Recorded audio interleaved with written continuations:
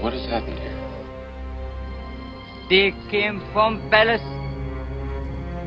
and took Shivalinga from our village. Took what? It's a stone, a sacred stone from a shrine that protects the village. So you will go to Pangot Palace to find Shivalinga and bring back to us. Dr. Jones, you know perfectly well that Thuggee cult has been dead for nearly a century. Of course. Thuggee was an obscenity that worshipped Kali with human sacrifices. We came from a small village. Peasants there told us Pangot Palace was growing powerful again because of some ancient evil. Village stories, Dr. Jones. They're just weird folklore. It's a Thuggee ceremony. They're worshipping Kali.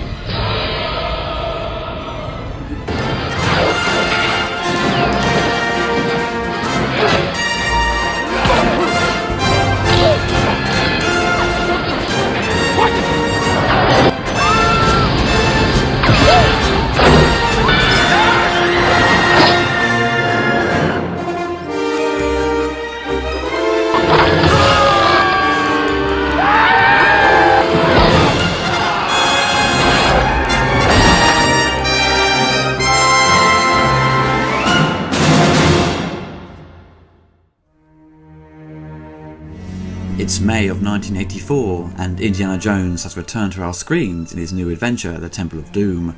Produced on a modest budget of $28 million, it made over $330 million worldwide.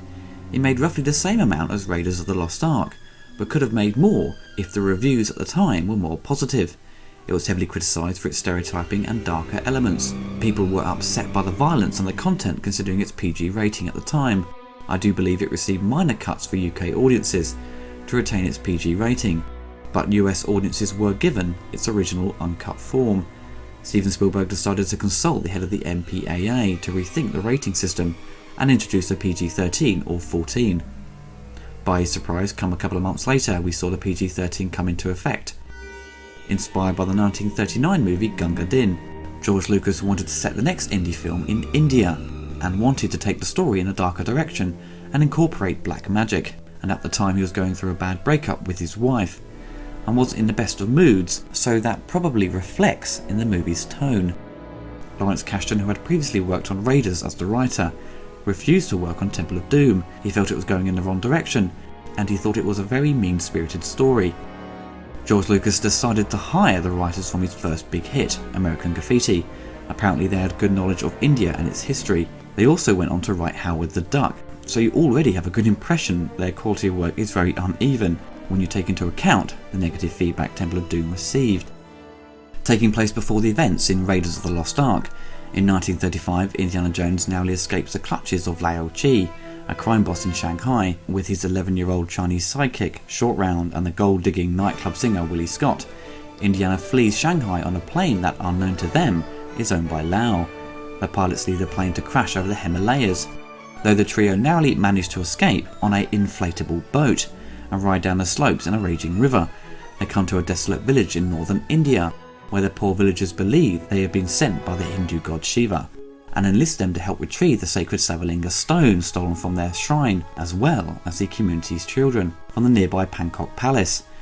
During their journey to Pangot, Indiana believes that the stone may be one of the 5 Sankara stones, which promise fortune and glory. The trio receive a warm welcome from the residents of the palace, which includes the young Maharaja and his representative, the palace's Prime Minister. They are allowed to stay the night as their guests, during which they attend a lavish banquet. They are presented with odd culinary delicacies, such as baby snakes, large beetles, eyeball soup, and chilled monkey brains, none of which Willie Scott is able to eat.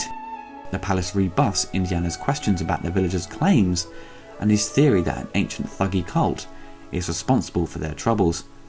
Later that night, however, Indiana is attacked by an assassin, leading Indy, Willie and Short Round to believe that something is amiss. They discover a series of tunnels hidden beneath a statue in Willie's room and set out to explore them, facing many booby-trapped rooms and a room filled with bugs along the way. From the tunnels of the palace, they travel through an underground temple where the Thuggee worship the Hindu goddess Kali with human sacrifice.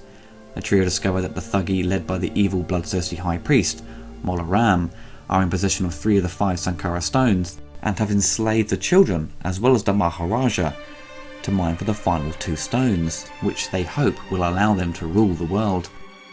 As Indiana tries to retrieve the stones, he, Willie and Short Round are captured and separated. Indiana is whipped and forced to drink a potion called the Blood of Kali, which places him in a trance-like state, called the Black Sleep of Kali Ma. As a result, he begins to mindlessly serve Mola Ram. Willie, meanwhile, is kept as a human sacrifice, while Short Round is put in the mines to labour alongside the enslaved children. Temple of Doom won an Oscar for its visual effects work. Now, the biggest set piece in the movie that helped gain its award was the mine chase sequence. George Lucas' effects company Industrial Light and Magic used large amounts of miniatures combined with live action footage. It was a very ambitious sequence and still holds up extremely well today, and is fondly remembered.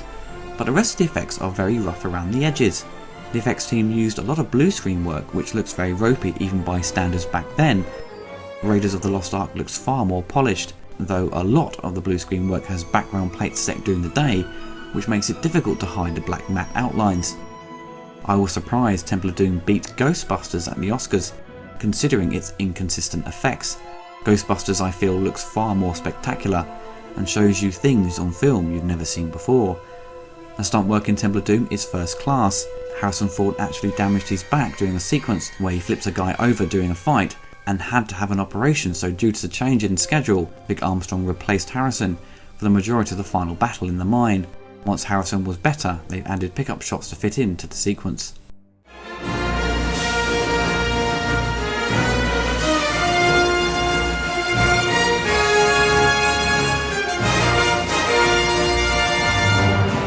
John Williams is the king of theme tunes in film history. From Star Wars to Superman, no one has come close. The Indiana Jones theme does sound like a slight variation of Superman, but stands completely on its own. John Williams provides new themes to the film, helping the movie to distinguish its darker tone, but still remains faithful to the franchise's musical identity. The score doesn't really come into its own till later on in the movie, after the fantastic opening musical sequence. The soundtrack is a perfect listening experience by itself, just as all John Williams scores, and is available in complete form on CD and iTunes. A year later saw the release of the arcade game based on the film, produced by Atari. It was the first Atari System arcade board to include digitised speech. It included voice clips from Harrison Ford and the John Williams theme tune. It was released across a number of platforms such as the 8-bit microcomputers and of course the NES. The NES is probably the most common version. The game was frustrating to play and had a very repetitive level design. The arcade version is probably the best one to play, and the graphics were very good for the time, but I found it a very shallow experience, and I lost interest in it very quickly when I was younger, and I played it again recently via emulation, and still found it a bit dull, to be honest. Temple of Doom, before the release of the very mediocre Kingdom of the Crystal Skull, was considered the weakest of the series. Reviews at the time were certainly mixed, and even today it still causes many debates about its content. The racial stereotyping was a big concern for people, and the officials in India wouldn't allow them to shoot the movie there due to the issues with the script, which were highlighted in the Temple of Doom documentary, and instead they had to shoot in Sri Lanka. I think if stereotyping was a huge problem, then the Indian actors wouldn't have agreed to star in the film. They knew it was goofy, silly and completely far-fetched, and understood what Spielberg and Lucas were trying to do, and they provide fantastic performances and take it very seriously. Even though Temple of Doom is considerably different in tone to the other flicks, it certainly has a lot of comedy thrown in by Spielberg, which I found works really well. People got annoyed by Kate Capshaw's character and Short Round, but I never as a kid or even now find them that irritating. I understand people have their issues with them, particularly the character Willie. She spends the majority of her time screaming and complaining, but I found her performance to be entertaining and I liked her silly moments. I grew up with 3 sisters and they did their fair share of screaming, moaning and bitching at each other or me, so I found it all very hysterical. If you don't like her character and found it very off-putting, then I completely understand. People's opinions on her is very much divided.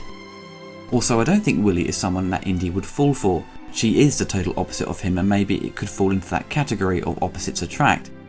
But it seems to me an only physical attraction he has to her. But the story is written in a very traditional way for them to fall in love. Indiana has to get the girl in the end. Another thing that bothers me about the film is that Indy doesn't do much investigating, or what you expect him to do in one of his adventures. It's all very much simplified in this film. He's told he has to go and save the magic stone and return it. It's pretty much that basic. I like the moments where he investigates and makes discoveries along the way, like in the other films. On a positive note, the dance sequence is choreographed exceptionally well, and when Indiana arrives on the scene in a tuxedo, it very much reminds me of a scene from a James Bond movie. The whole fight sequence he has in the club kind of mirrors Spielberg's earlier work in the movie 1941. The photography is probably the best of the series, very experimental and daring stuff. The majority of the time it's lit so well you wouldn't believe it was all shot on a soundstage in England. Production designer Elliot Scott does an incredible job and creates a very believable world. Even though the story is very ridiculous, it gives it credibility. I think the movie actually successfully copies the 30s action serials better than the other indie films. It has the ridiculous stunts, the stereotyping which was common back then, and the slapstick humour which they include far more in this movie. Temple of Doom is by no means bad or weak, it just has a few issues that keep it from being perfect or considered first rate, like Raiders and The Last Crusade. Spielberg has expressed his lack of enthusiasm for the film and doesn't show much regard for it, so there isn't a minority who dislike Temple of Doom, there is a large amount of people. But the positive aspects of the film I think just outweigh the negative. Even when Spielberg is not on good form, his work still outdoes most Hollywood directors. He has never made a bad film. Yeah, he has made a couple of movies that lacked his magic or a decent story overall, but his movies are never considered awful or terrible. Temple of Doom may be considered one of Spielberg's weaker movies, but it's still thoroughly entertaining despite its flaws.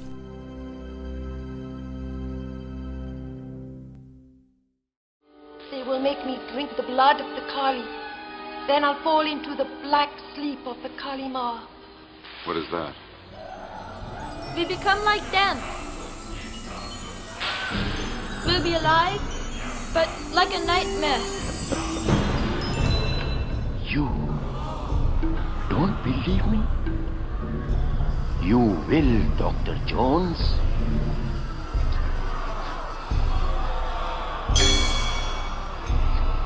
मैं तुम्हारी आंखों में शैतानों का खून भर दूंगा। तुम्हारी आंखों में शैतानों का खून भर दूंगा। तुम्हारी आंखों में शैतानों का खून भर दूंगा।